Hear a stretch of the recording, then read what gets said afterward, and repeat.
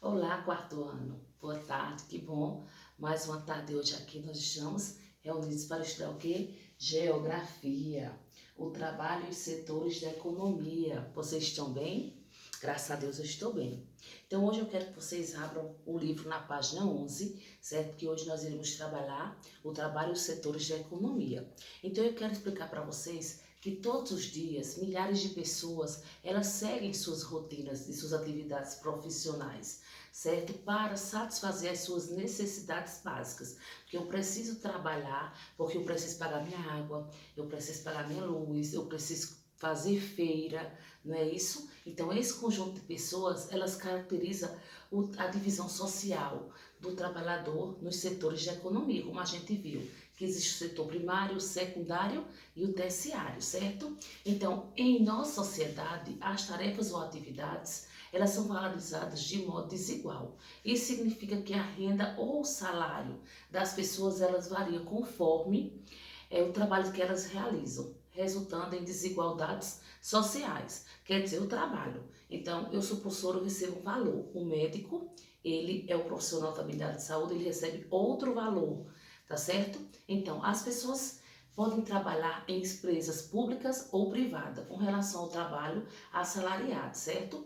Isso significa que o emprego tem um registro de trabalho dentro da CLT. O que é CLT? Consolidação de Leis de Trabalho. Então, as leis elas determinam que nenhum trabalhador, certo? Eles recebam menos de um salário mínimo e garantam outros direitos, como o 13º, 16º salário, o salário remunerado, as férias remuneradas, o descanso semanal. Isso tem que ser prioridade para os trabalhadores que exercem a sua profissão, o seu trabalho.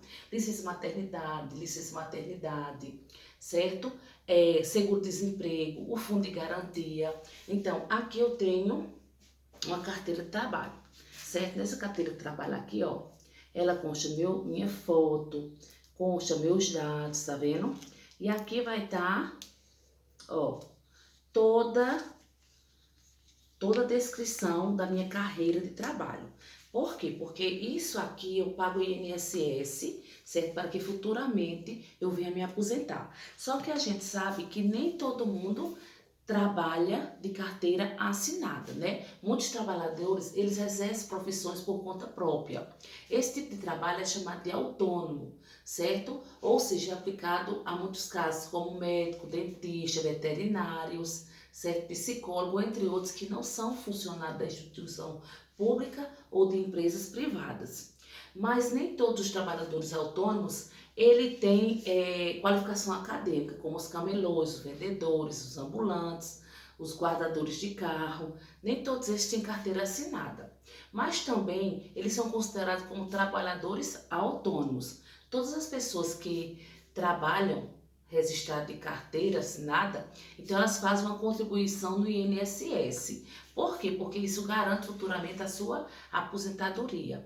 Já os autônomos, eles podem sim optar por fazer uma contribuição, já que realizado ao longo dos anos, trabalhado, é revertido em quem? Uma aposentadoria. Mas a gente sabe que muitas vezes acontece situações em que o trabalhador tanto do campo como da cidade, não têm os seus direitos garantidos, certo? Exemplo, os trabalhadores conhecidos como os boias frias, que vão para o campo, boias frias porque ele se acorda de madrugada, prepara a sua comida e já leva para o campo frio. E lá ele vai comer frio, então por isso que ele é conhecido como boias frias. Mas muitos deles ali só trabalham por contrato, por tempo da colheita. Enquanto está dando ali a colheita, eles estão contratados. Depois, eles já não são mais, certo? Então, eu quero que vocês virem a página.